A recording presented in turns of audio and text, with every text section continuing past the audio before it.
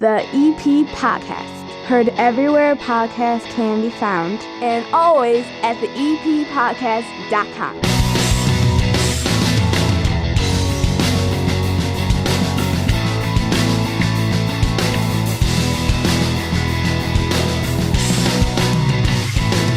And sitting down here with me at the 9-foot homemade oak bar, Colleen Klimczak is here. How are you, Colleen? I am great. Thanks so much for having me. It's always a pleasure. Colleen stops in every once in a while on the EP podcast because she comes over here once a week and records her own podcast, Your Organized Life.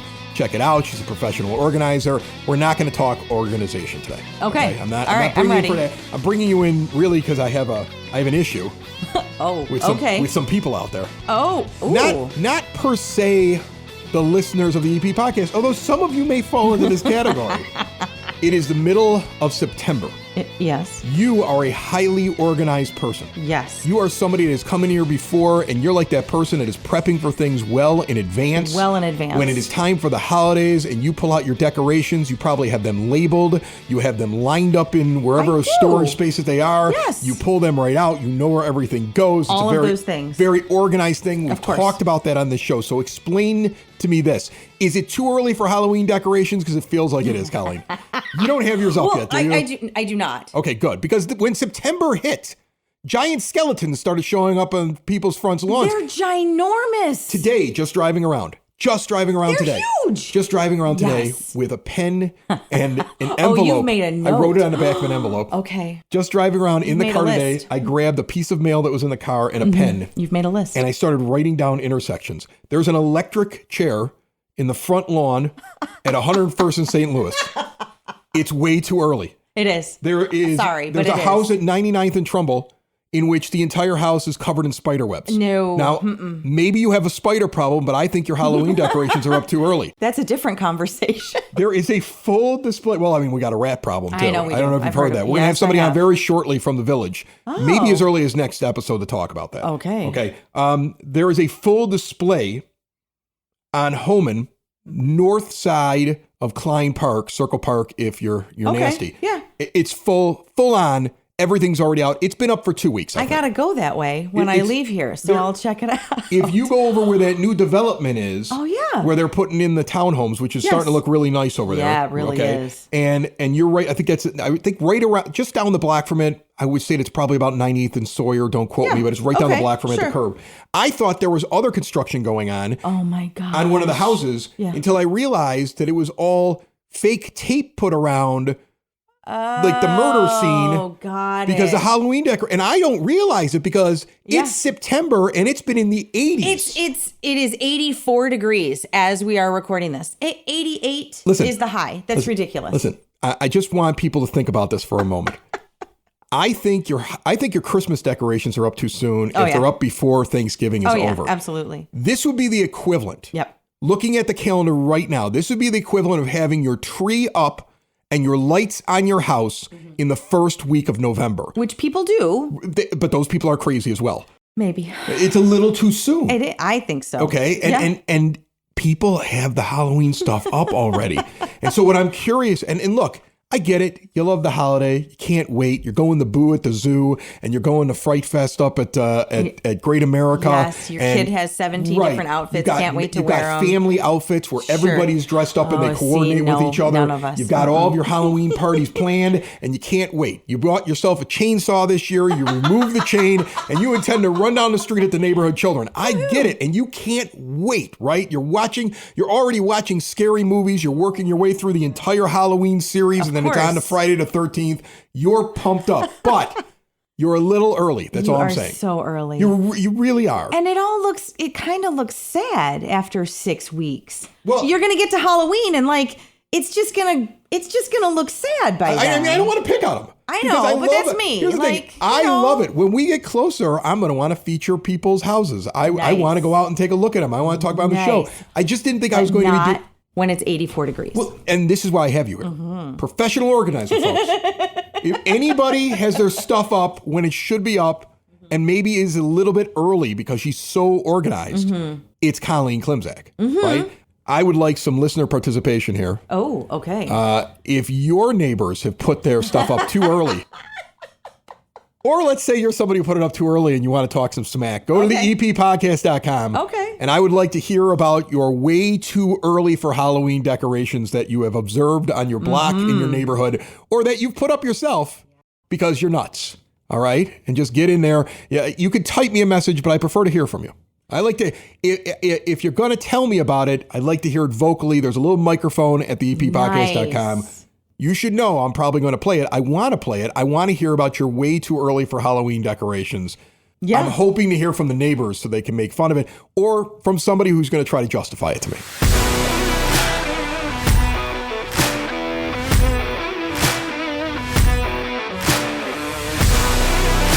The EP Podcast brought to you by the First National Bank of Evergreen Park, reminding you that your child's bright financial future starts with learning good money habits early on in life. Help them get ahead with a junior savers account from the First National Bank of Evergreen Park. My 9-year-old has a junior savers account and he earns interest on every dollar he deposits and can watch his money grow. Gets a little statement every month in the mail. He gets mail. Kids love mail. Show your kids how fun and rewarding saving can be and set them up for success. Stop in today in that iconic building at 95th and Pulaski. No minimum deposit to open one of these. The First National Bank of Evergreen Park, member FDIC. Sitting down here at the 9-foot homemade oak bar from District 124, which is doing so many amazing things. There's always changes each and every year, but there's some really interesting ones this year. Amanda Hattar is here. I'll introduce you first. You are their DEI Coordinator. Is that correct? How are you? Yes, I'm doing well. How are you doing? Good. What is a DEI Coordinator? So DEI stands for Diversity, Equity, Inclusion. And just to summarize in short real quick, one of my main responsibilities in the district is to facilitate our DELT team, which is the District Equity Leadership Team. There's 5 strands in that team, and each strand looks at their piece of work through an equity lens. So for example, we have a teaching and learning strand, and we view the curriculum, but we do it through an equity lens. And so that's one of my main responsibilities, is facilitating that team for the district. Okay, so there's a lot there, and yes. I asked you about an acronym, and you gave me another one. So yeah, sorry, which I love. I love that. It gives me something to unpack. So let's see if I get it, because if I don't get it, nobody listening will get it. Essentially, what you're trying to do is make sure that everybody is learning equally. Everybody's being taken care of on the same playing field. Is that the right way to kind of describe that? Yeah, exactly. So I think it's difficult to make sure each student has equal outcome, but what we can help do is provide them with an equal opportunity. So at least they start off with the proper resources from the beginning, and so we can facilitate their learning process even better from there. I'm going to have you introduce these guys because they're very interesting, and I've got some questions for you as well, but we've been hearing about them for a while because Central has 2 new deans. So who am I sitting here with? Yeah, these are our guys here. We have John Jensen and Jaimin Smith. There are 2 new deans at Central Middle School, and they've been rocking it so far, and they can kind of talk about that. Jaimin, you were a high school dean first, right? Welcome to the show. Yes. Yeah, so tell me first of all what the difference is going to Central compared to high school, because I remember my high school deans. I went to Brother Rice, and I had one that's still over there, Mr. Gleason, who my son now sees around, and he's not the dean anymore, but he's still in the building. And then I had another guy, Mr. Kerjasic, who used to stand on the roof with a walkie-talkie and watch us walk in. He was nuts. And so you could be a crazy dean, or you could be a buddy dean. What are you, a crazy dean or a buddy dean? I like to think I'm a healthy medium. Buddy dean, but I will go crazy on you. Is that a good description? I'm not sure about go crazy. You'll run into the brick wall. Right. Well, I would imagine it's also different, jump in. It's also different when you have boys and girls. Like what I just described was an all-boys school. So an all-boys school, the deans can just they can be harsh. You can be a little harsh in an all-boys. Guys can take it, right? You get both groups in there. It's different for everybody. So what is that like? There's every place has a culture. Okay. And so when you have a co-ed school, you being an administrator, period, is all about, it's a balancing game. It's this constant game of trying to understand what works for individual students. You really have to kind of understand who you're talking to, know a little bit about their family dynamics, and kind of understand what's the best way to move forward and engage with this particular student. Some students are very difficult to deal with, and they may be a result of some instability at home. Some of them have a very hands-on family, and generally when you see situations like that, it's because what it causes is students to react and interact with adults or their peers a lot differently. It's one of those things where, like, I think as you get older, you realize that you don't know what everybody else is going through, what their story is, where they came from, how they got raised, where they may have run into some roadblocks.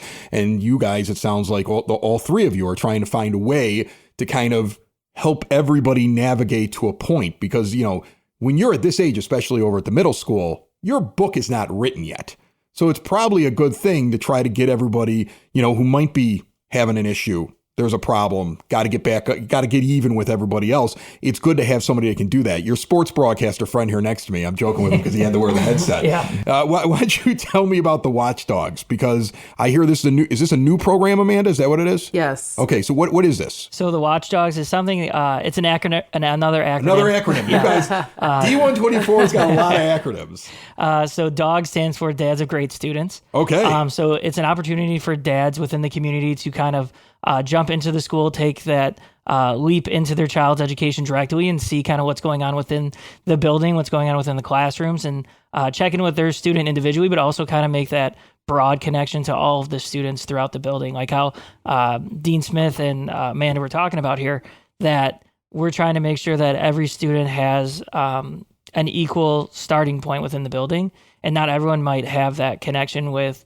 a strong male role model in their life. So it's a good way to get someone into the building that they can build a connection with outside of just the educators and administrators within the building. I love how you just called him Dean Smith, because I didn't put the connection together. He's got the name tag, and now I'm like, oh, he's got the same name. If you call him Dean Smith, it's the guy from North Carolina, the basketball coach. I love that. That's awesome. All right, so time commitment for that, the dogs. Like, first of all, I think if I were a dad and I had a kid in the school, I would definitely want to be a dog. So what does it take to do that? So it really is an individual choice. It is one day at least you can sign up for. You have the option to sign up for multiple days throughout it. So you do have the opportunity to come in within the morning. At that point, you would be given some different type of job assignment. It could be helping with student control in the front. It could be helping with the cars going by. It could be something else within the building. From there, you would go into your individual child's classroom for that first period. And then throughout the day, you'd be placed throughout the building, maybe doing hall monitor. You could go into the lunchroom and help with the lunch staff and supervision. Just different things throughout the day to kind of get that parent throughout the building to see multiple facets of what's going on and not just one thing. But then they get to finish and wrap up their day again with their child. So there really is just a full day commitment they can do, but they could sign up for as many days as they would like. You know, when you start a new job, and I've started many of them in my life, several different radio stations, a couple different professions. Hopefully I never get fired from this one, but I'm the boss. The thing that always happens is you almost get like a mandate by your employer, especially when it's a brand new position. So was yours, is it a focus on discipline? Is it a focus on support? Is it a focus on this dogs program? Like, what did you feel when you were both brought in? I felt an incredible sense of support. It was very overwhelmingly welcoming for me and Dean Jensen. And what you guys are looking to do is give support as well. Yes. So that's deans always have two roles. Yes, we're responsible for kind of scaring the hell out of them, right? Yes. That's what my deans did. You're responsible for kind of dropping the hammer and disciplining students, and nobody really likes that. Nobody really likes to have to admit that they were wrong and that they made some type of decision or may have had some type of action that resulted in them being disciplined in some type of way. But you also have to level it out with the level of support. My last boss always used to say, what interventions have been put in place for this student before we go this direction. And so I think that was always something that's always stayed in the back of my mind. And it plays such a paramount role in my thinking and my thought process for how I deal with students. What can be done to support this individual student yes, they get consequences, but after the consequences, then we put together a support team and we talk about what's the best way forward for you moving forward in our building. Yeah, and that's a big thing that when I talk with students, and even if there's a consequence that comes with it or not, at the end of the day, just kind of communicating with them and letting them know that we're here to help you. If it is a consequence that you need, it's not something that I feel like we're doing in retaliation of behavior. It's to help you learn and teach you in that process of this isn't something that we're going to do here anymore at CMS. Right. And we're going to kind of continue to support the other students within the building by having this repercussion. Awesome. Amanda, back to you. I saw that District 124 is getting involved. I don't know if you've already been involved in it, but Special Olympics, I saw something recently. Yeah. I have a friend of mine who actually is the co-host of my White Sox podcast, Sox in the Basement, and one of his kids participates in Special Olympics. So I'm curious, what is the participation level here with the district, and what are you guys doing with it? Yeah, so I think overall our district does a great job of fostering a sense of belonging for everyone, whether it's the student level, the staff level, parents and community members.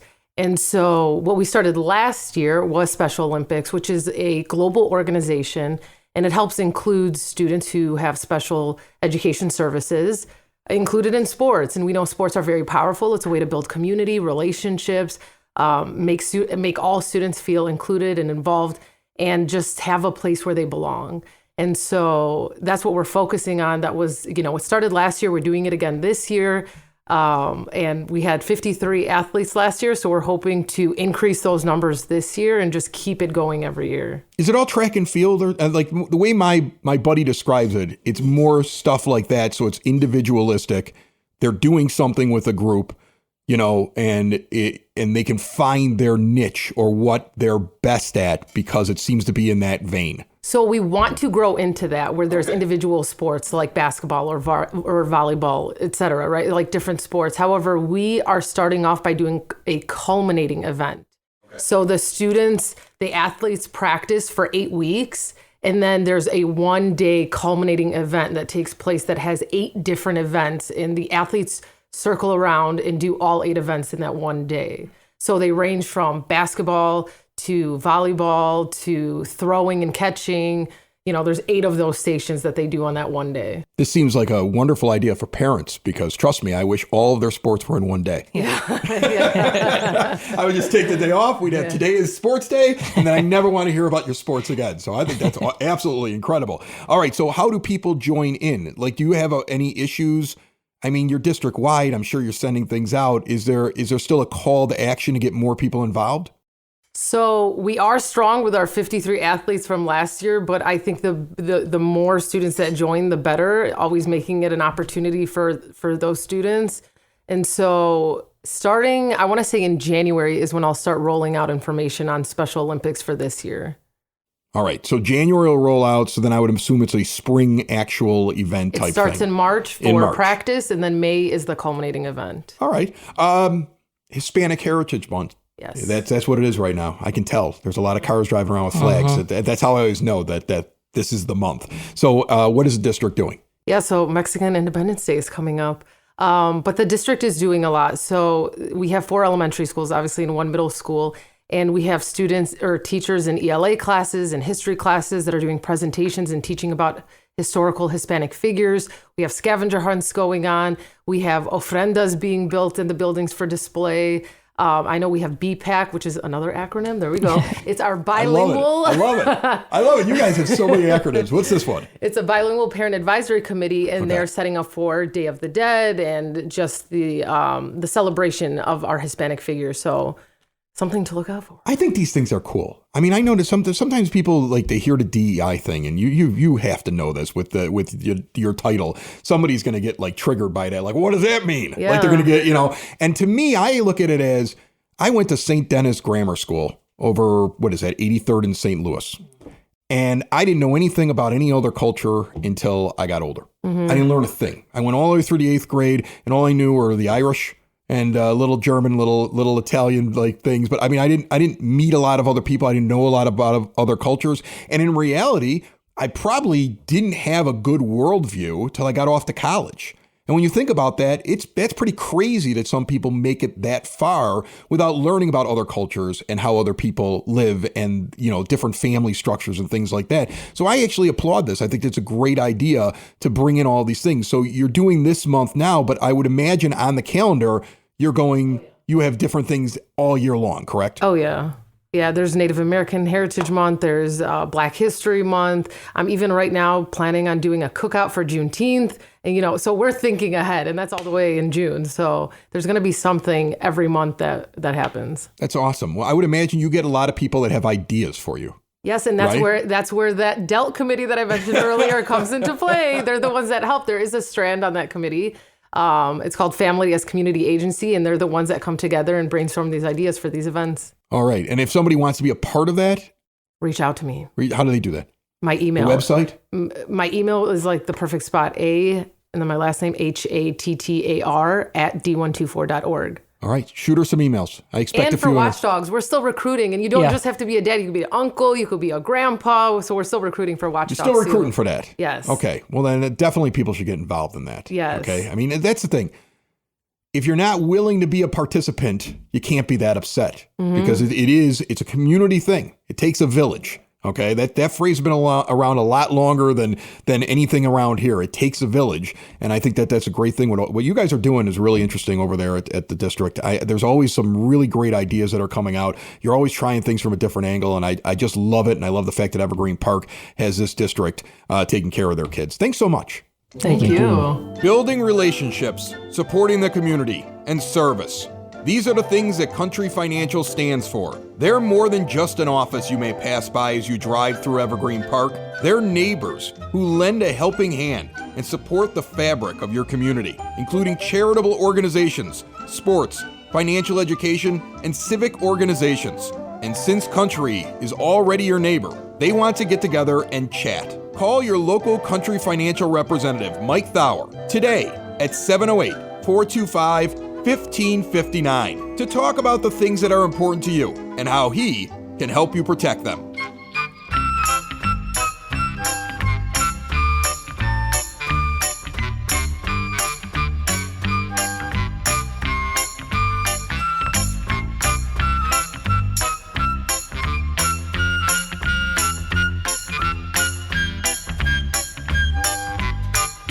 Your EP podcast, Word on the Street, brought to you by Spoke and Vine Wine Bar and Bottle Shop, northeast corner of 95th and Kedzie, the official winner of this year's Battle of Evergreen Park. And they are so excited, they're having a giant event on Sunday the 29th to celebrate their victory. Get out there for date night, fun with your friends, or to meet new friends. So many wines, an incredible menu. See everything they have to offer at spokenvinewines.com. If you have books from the Evergreen Park Public Library and they're overdue, remember, in the month of September, $1 pays all fines. Get off scot-free for $1 at the library. Do it before the month ends. And congrats to 2 high school seniors over at Evergreen Park Community High School, Benjamin Long and Maximilian Castillo. They have been named 2024 National Merit Scholarship semi-finalists. Congrats to them and to the Evergreen Park High School football team who won against Oak Lawn on Friday night. They're 2-1, and head coach Jim Ramazinski will be again on Football Friday on the EP podcast on this feed where you're listening right now later on this week. The rest of the word on the street, I'm going to throw it out to myself on location at the Evergreen Park Community Center as we get ready for Oktoberfest and some other great things coming from the rec department. All right, we're out at the Evergreen Park Recreation Department over at the Community Center. First off, I love getting out on the road and kind of like sitting down and speaking with somebody on their own turf because you get to see everything that they have going on. Kelly is here from the rec department. How are you, Kelly? Great, Chris. Thank you so much for having me today. Tried to get the other girls from the office, but I'm the low man on the totem pole, so I'm on. Hold on a second. What you're telling me is that people argued over who was going to have to do this and you lost? I lost and won. I was going to say I'm in a room that I didn't think existed over here at the rec department. It looks like you have sewing machines and ironing boards, and this must be for one of your classes that you guys do, right? Correct. This is actually Miss Paisha through the Youth Commission. They run a sewing class here. They have a beginning sewing class and an intermediate sewing class that's offered. I believe it's for like 8 and above. But the kids get to come in and learn how to start those early sewing applications. We have a woman from the community who comes in, and I think the fee is minimal at best. I mean, that's just so cool. It is, and it's wonderful, and the kids have loved it. We get so many kids that the class fills up very quickly every year or every session when she offers. Yeah, I don't know how to sew, so I'll send one of my children up here so they can take care of it around the house. You and me both. I do not know how to sew either. We used to have one that did it, but she ran off to college, so I'm going to have to send one of the boys up here now, and they're going to be really upset. They're going to be like, my dad told me I have to come up here and learn how to do this because my sister isn't around anymore. Yeah, absolutely. My husband knows how to sew better than I do, so it says a lot. All right, so the big plans, and this is why I stopped by, Oktoberfest is coming October the 5th. It is the third one, correct? Fourth one. I've been at all of them.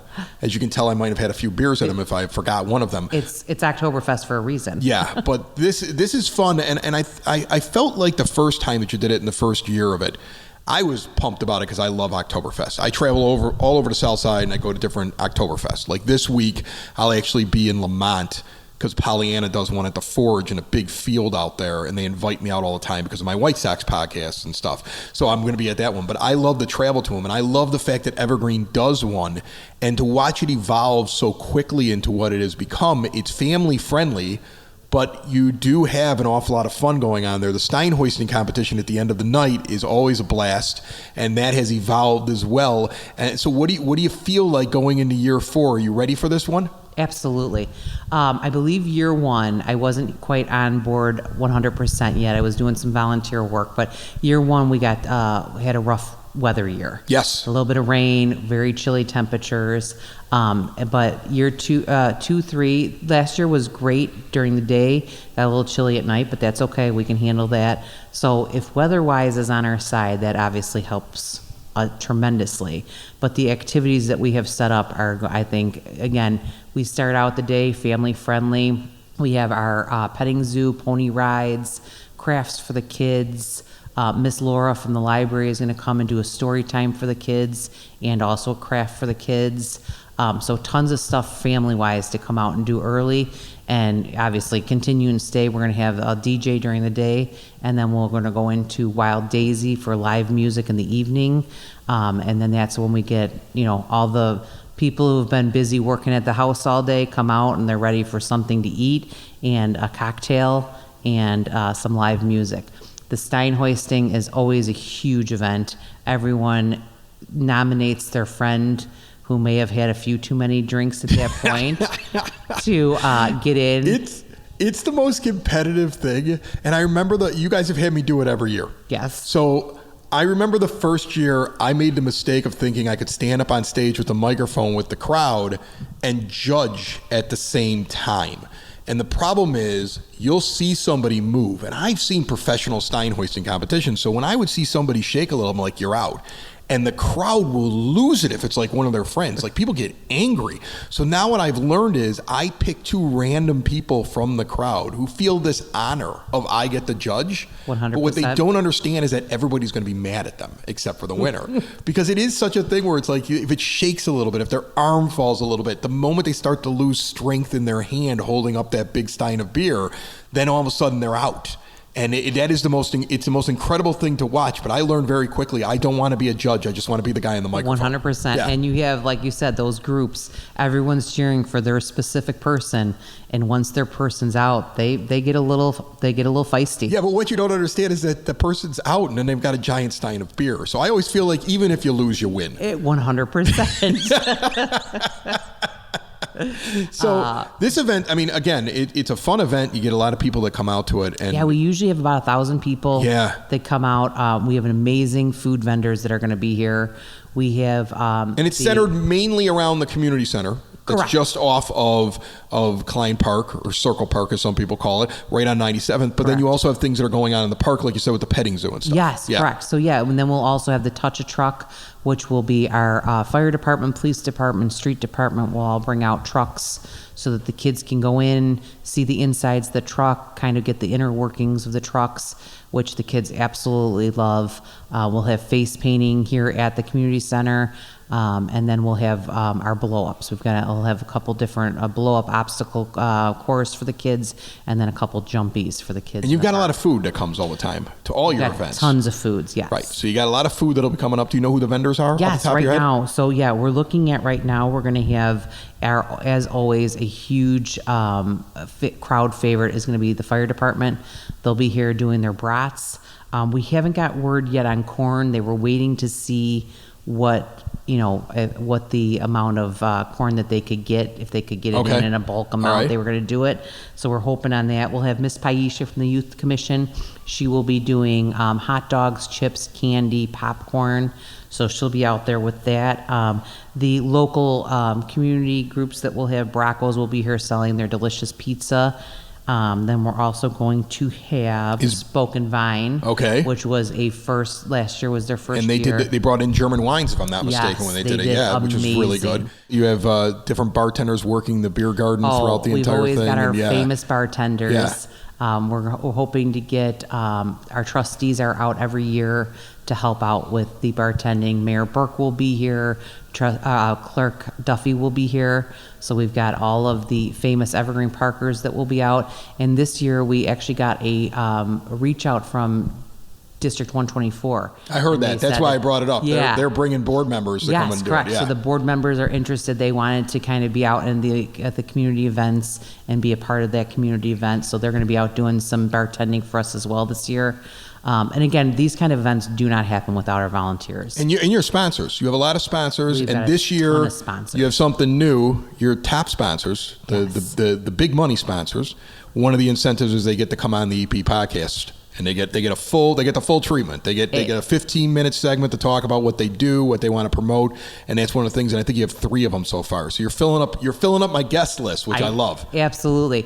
So this year we were kind of looking over our sponsorships and kind of figuring out how could we promote getting a few more sponsors in, and we didn't have really anything that denotated the idea of getting that $1,500 sponsorship that would really kind of put you in that special category. And you're like, who can raise some money? We'll put them on the EP podcast. That's exactly and it's what worked we thought. so far, Absolutely, which is nice. There you go. Yeah. So we did. We've gotten some sponsors that have come on. We have a new Club Pilates that's coming into Evergreen Park building currently.